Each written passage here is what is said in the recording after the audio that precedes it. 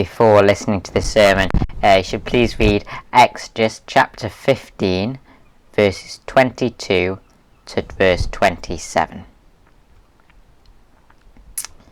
Who wants to be a millionaire?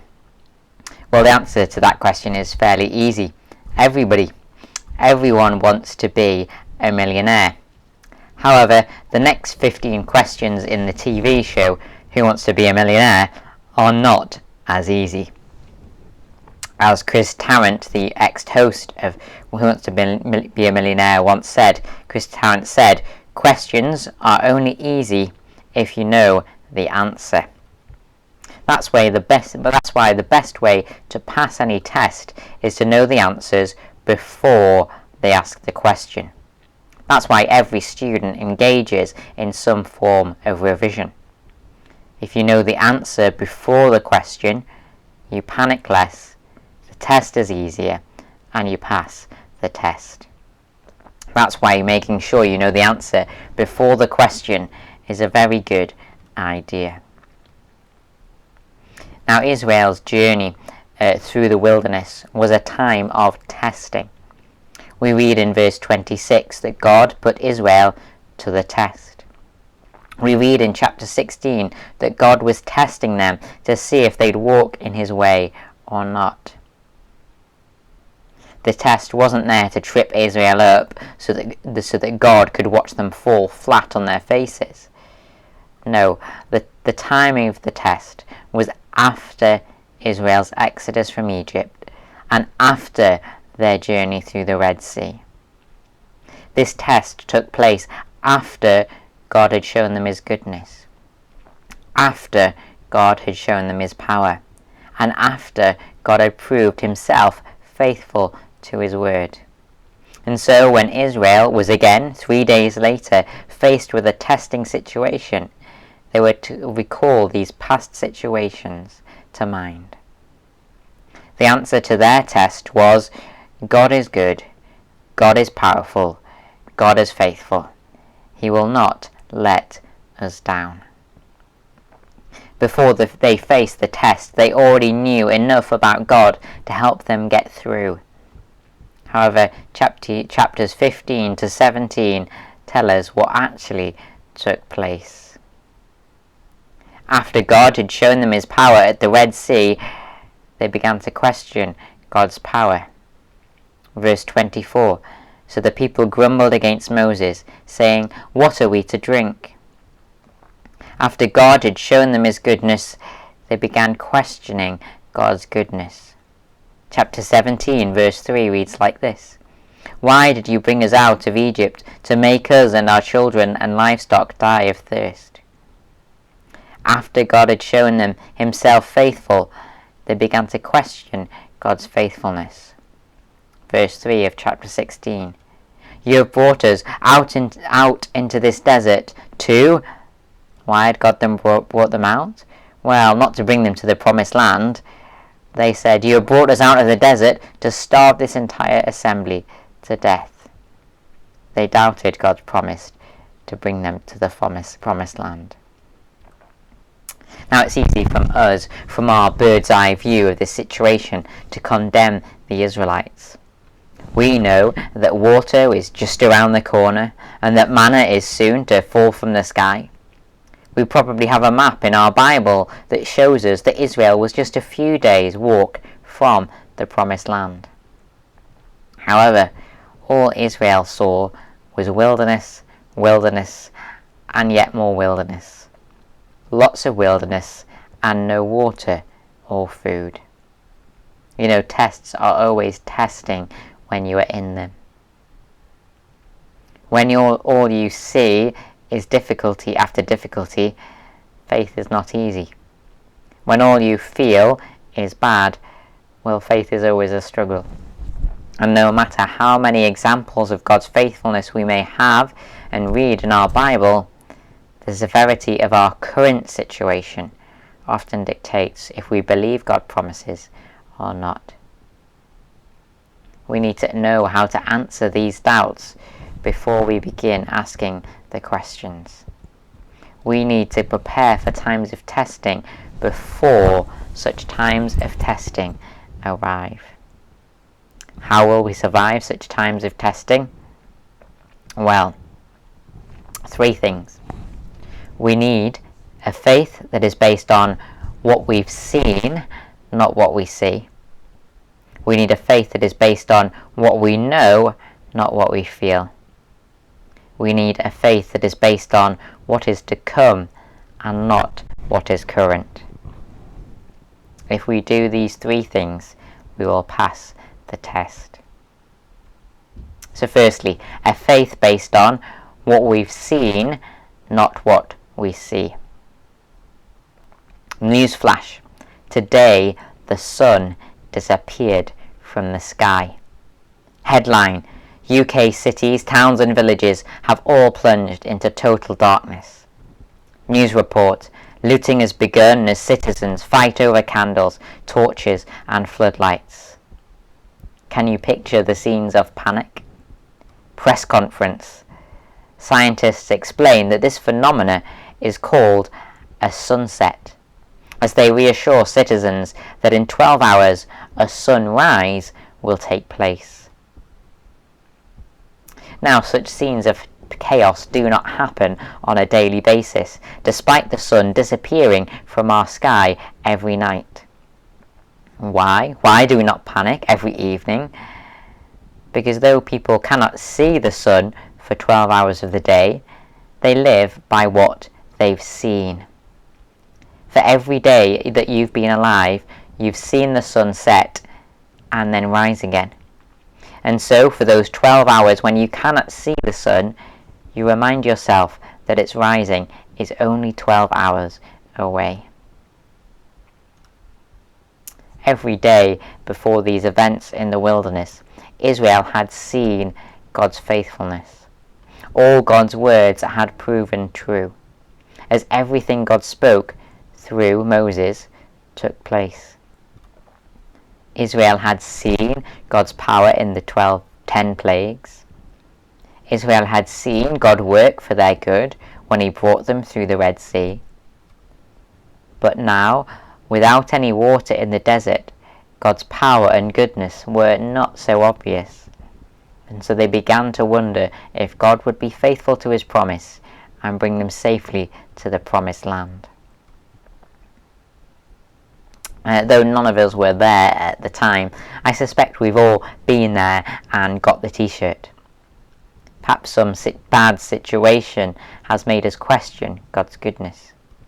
Perhaps some significant difficulty has made you question God's power.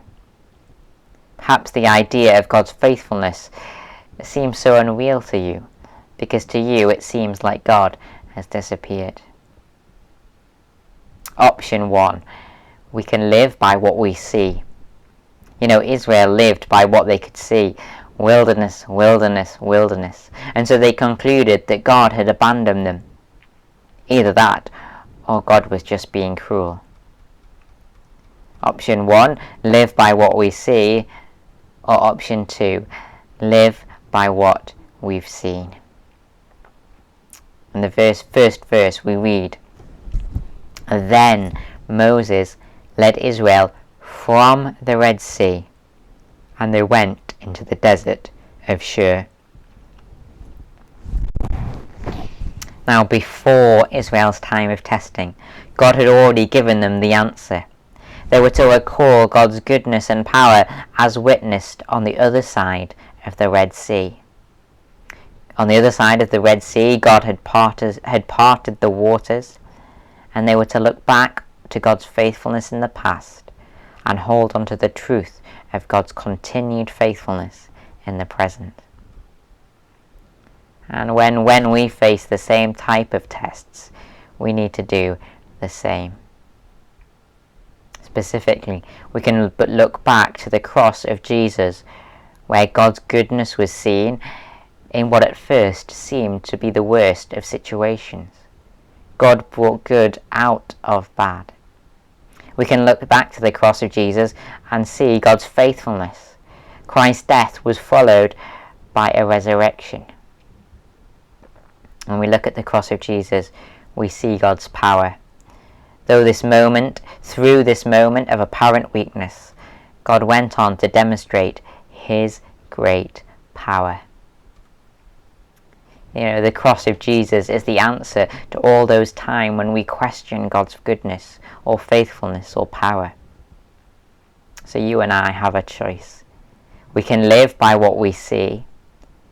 If you do that, the troubles you face will crush you and destroy your faith in God. Or option 2, live by what you've seen.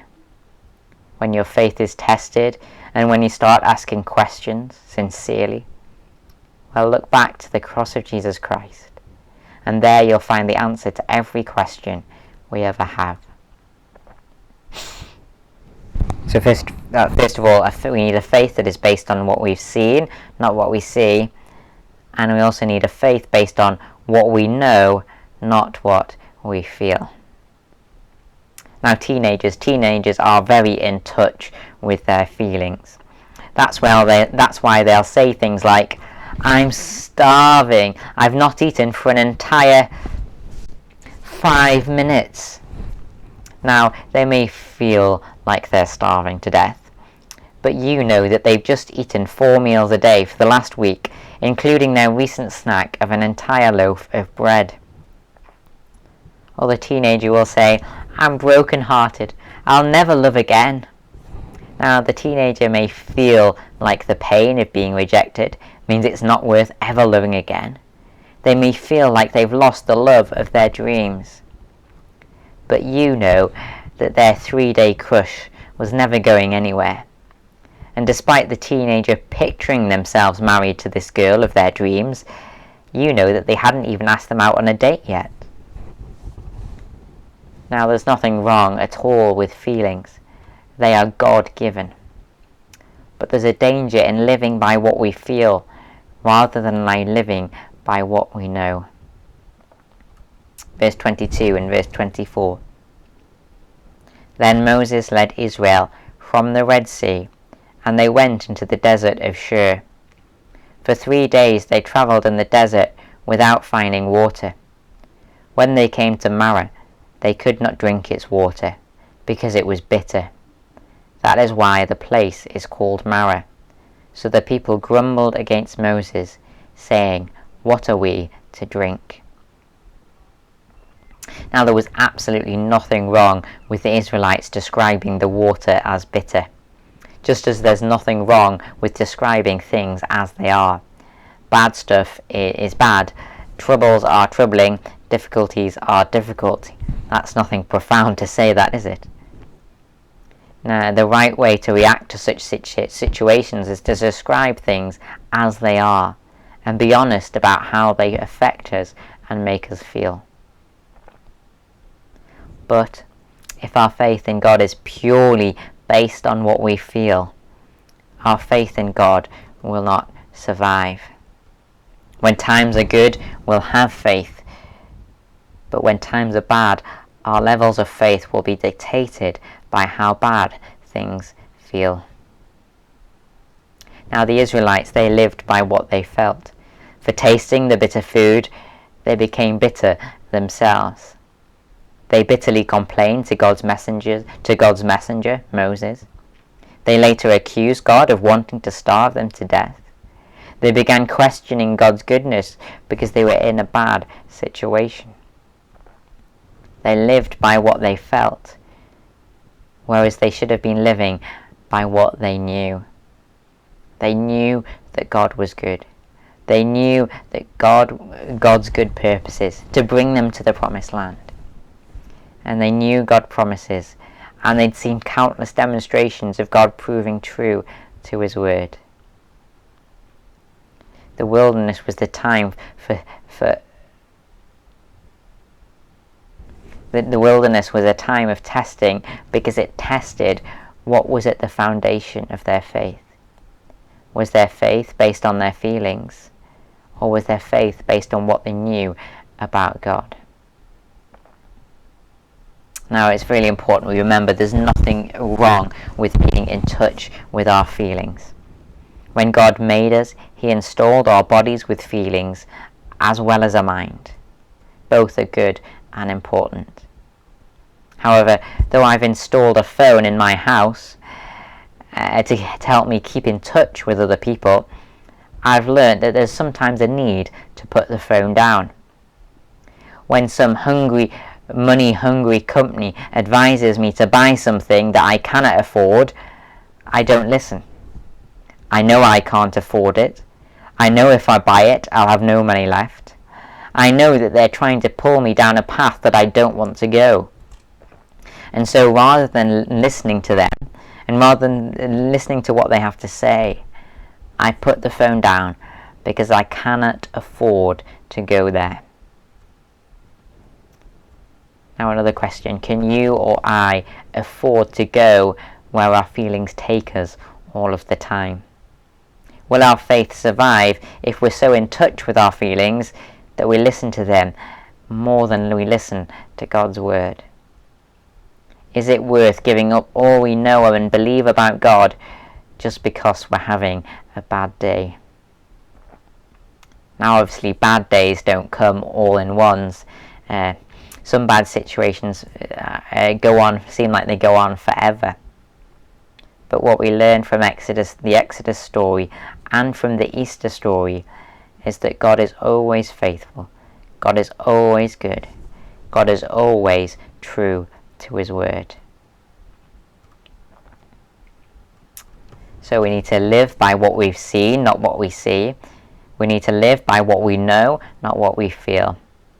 And we need a faith that is based on what is to come, not what is current.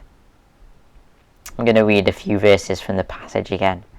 Verse 23 to 27. When they came to Marah, they could not drink its water, because it was bitter. That is why the place is called Marah. So the people grumbled against Moses, saying, "What are we to drink?" Then Moses cried out to the Lord, and the Lord showed him a piece of wood. He threw it into the water, and the water became fit to drink. There the Lord issued a ruling and instruction for them, and put them to the test. He said, "If you listen carefully to the Lord your God, and do what is right in his eyes, if you pay attention to his commands, and keep all his decrees, I will not bring on you any of the diseases I brought on the Egyptians, for I am the Lord who heals you." Then they came to Elim, where there were 12 springs and 70 palm trees, and they camped there near the water. Now if you've ever recovered from a bad cold, you'll know that it feels like that you're moving from a place of death to a place of life. You thought you were dying before when you had the cold, and you'd written your will just in case, but then the next day you feel that you've just got over the hump in the hill, and a sense of feeling alive is just a few days away. Most colds follow this pattern, moving from death to life. And the biblical pattern is the same. The overarching story of the Bible is about moving from death to life. Mankind is separated from the tree of life in Genesis 3. The universal problem of death was the result. And Revelation chapter 22, the last chapter of the Bible, ends with God's people enjoying the fruit of the tree of life again.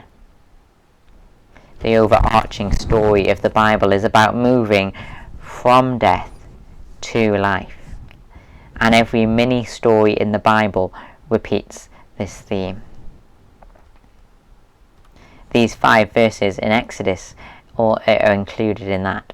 They're a story about moving from death to life.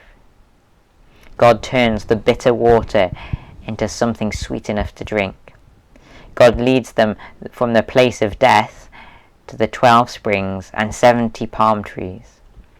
The thirsty and hungry Israelites now feel alive again. In between these two scenes of moving from death to life, God describes himself as the Lord who heals you. Now we might mistake this verse to think that God promises his people instant healing and instant rescue from every current bad situation. However, chapters 16 and 17 that follow these verses are full of continued difficulties for the Israelites. God didn't promise them an instant fix.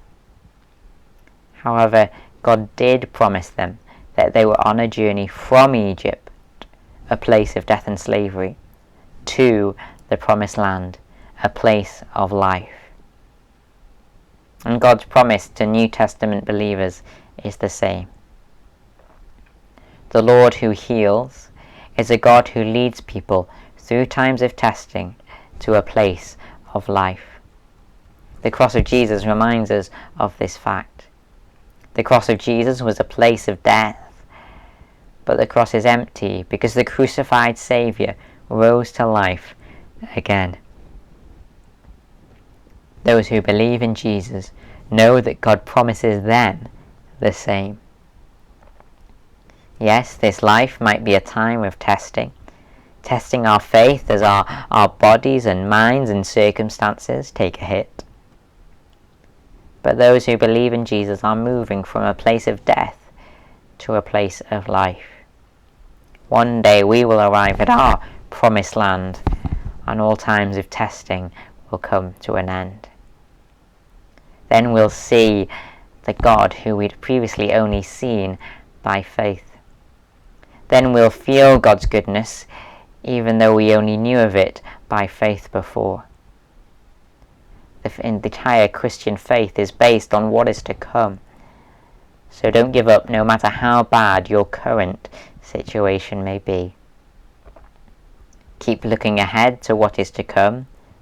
Keep looking back to what you've seen and know of God before. Keep building on your life on what you know about God's goodness.